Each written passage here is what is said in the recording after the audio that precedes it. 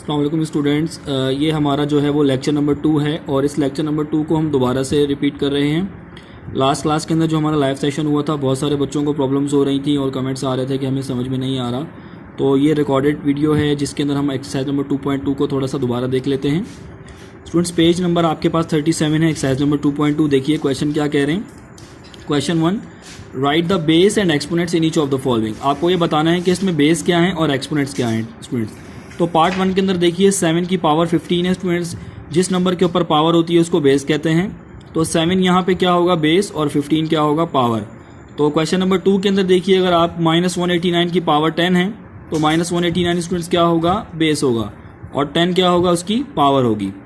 Question number 3 के अंदर अगर हम देखें 108 रेज़ टू पावर 64 है।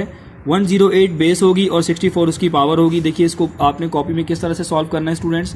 ये आपके सामने मैंने सॉल्व किया हुआ है। ये बेसिस लिखी हुई है यहाँ पे क्वेश्चन की और यहाँ पे इनके एक्सपोनेंट्स लिखे गए हैं। ठीक है स्टूडेंट्स, तो ये आपका क्वेश्चन नंबर 1 जो है वो ऐसे कंप्लीट होगा। क्वेश्चन नंबर 2 को हम थोड़ा स्किप करते हैं, बाद में सॉल्व करेंगे। क्वेश्चन नंबर 3 की तरफ आ जाएं।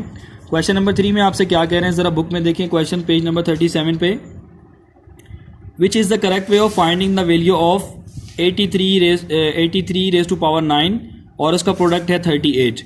इसमें आपको दो ऑप्शन गिवन है students. We first multiply 38 with 83, then find the 9th power of this product. और पार्ट 2 में कह रहे हैं we first find the 9th power of 83 and then multiply by it with 38। Student, तो ये बात आप याद रख लें कि हमेशा आप पहले पावर को सॉल्व करते हैं यहाँ पे। तो पहले पावर सॉल्व होगी यहाँ पे हमेशा। 89 की पावर जो 83 की पावर जो 9 है उसको आपने पहले सॉल्व करना है स्टूडेंट। तो ये ऑप्शन नंबर 2 अगर आप देखें, we first find the 9th power of 83 and then multiply it with 38। तो इसका जो सेकंड वाला ऑप्शन है वो करेक्ट है कि हम पहले पावर सॉल्व करेंगे देन उसका प्रोडक्ट लेंगे। तो क्वेश्चन नंबर 3 जो था उसमें आपको सिर्फ बताना था कि कौन सा वे जो है वो करेक्ट है। तो आप पार्ट 2 पे टिक कर देंगे इसी तरह से क्वेश्चन को अपनी कॉपी में लिख के। क्वेश्चन नंबर 4 जो आपका है उसको हम सॉल्व करने से पहले लॉज ऑफ एक्सपोनेंट्स को देखते हैं स्टूडेंट्स, जो हमने लास्ट क्लास में भी देखे थे। तो लॉज ऑफ एक्सपोनेंट देख लें आप क्या होते हैं स्टूडेंट्स। ये कुछ लॉज होते हैं। लॉ नंबर 1 ये है कि यहाँ पे ए और बी जो यूज होगा वो कोई भी रियल नंबर हो सकता है स्टूडेंट्स, और एम और एन का मतलब यहाँ नेचुरल नंबर है। ए और ए दो की बेसिस सेम है, दो ए और उनकी पावर आपस में क्या हो रही है ऐड। क्यों ऐड हो रही है स्टूडेंट, जब दो बेसिस आपस में मल्टीप्लाई होती हैं तो उनकी पावर ऐड होती है अगर वो बेसिस सेम हो। इसी तरीके से स्टूडेंट्स, अगर दो बेसिस आपस में डिवाइड हो रही हैं और उनकी कोई पावर है तो वो पावर आपस में क्या होगी माइनस होगी। इनकी एग्जांपल भी आप देख सकते हैं, जैसे इन दोनों की बेसिस सेम थी तो हमने इनकी पावर्स को ऐड कर दिया। इन दोनों की बेसिस सेम थी लेकिन डिवाइड हो रहे थे, पावर को क्या कर दिया हमने स्टूडेंट्स माइनस कर दिया। लॉ नंबर 3 की तरफ आते हैं। a अपॉन बी का होल पावर n, ब्रैकेट के अंदर अगर दो नंबर डिवाइड हो रहे हैं और उनकी कोई पावर है तो इस पावर को हम डिस्ट्रीब्यूट कर देंगे। ठीक है students. Part number law number 4 जो है इसके अंदर लिखा गया है कि a मल्टीप्लाई बाय b की पावर n। अगर एक ब्रैकेट के अंदर कुछ नंबर्स हैं और उनकी होल पावर है तो वो होल पावर जो है वो ब्रैकेट के अंदर तमाम नंबर्स में डिस्ट्रीब्यूट हो जाएगी। पार्ट नंबर 5 के अंदर देखिए a upon b raise to power -n। अगर a और अब a अपॉन बी की कोई पावर है -n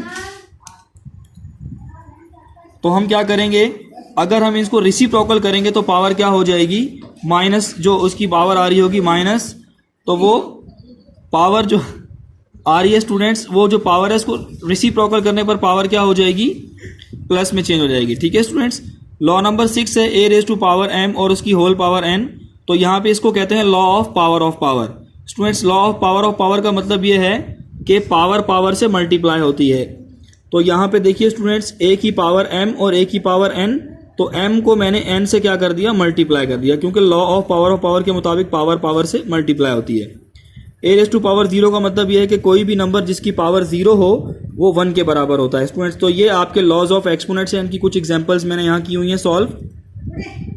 8/3 की होल पावर 3 और दोनों को अलग अलग हमने पावर 3 दे दी। यहाँ पे ब्रैकेट के अंदर होल पावर आ रही थी 3, वो भी हमने दोनों को दे दी। यहाँ रेसिप्रोकल के अंदर नंबर पावर माइनस में थी, हमने इनको रेसिप्रोकल किया तो दोनों की पावर्स पॉजिटिव हो गई। इसी तरीके से लॉ ऑफ पावर को अगर देखा जाए तो दो नंबर्स, एक नंबर की पावर 3 है और उसके होल ब्रैकेट में पावर 2 है तो पावर पावर से मल्टीप्लाई हो गई स्टूडेंट्स। तो ये लॉज ऑफ एक्सपोनेंट्स की कुछ एग्जाम्पल हैं जो हमने आपको सॉल्व करवाई स्टूडेंट्स। तो ये आपको मैं दोबारा से एक दफ़ा दिखा देता हूँ कि किस तरीके से हमने इसको सॉल्व किया है। आप इसको अपनी कॉपी में इसी तरीके से फेयर करेंगे जिस तरीके से मैंने आपको यहाँ करवाया है सॉल्व। लेकिन याद रखें क्वेश्चन नंबर 3 आपने बुक से पूरा कॉपी करके उसके दोनों ऑप्शन लिख के फिर टिक लगाना है, ठीक है। तो उम्मीद है कि आपको आज का लेक्चर समझ में आ गया होगा। इंशाल्लाह नेक्स्ट क्लास के अंदर जो है हम अपना एक्सरसाइज नंबर 2.3 स्टार्ट करेंगे और 2.3 के हम क्वेश्चंस को देखेंगे। Thank you so much. अल्लाह हाफिज़।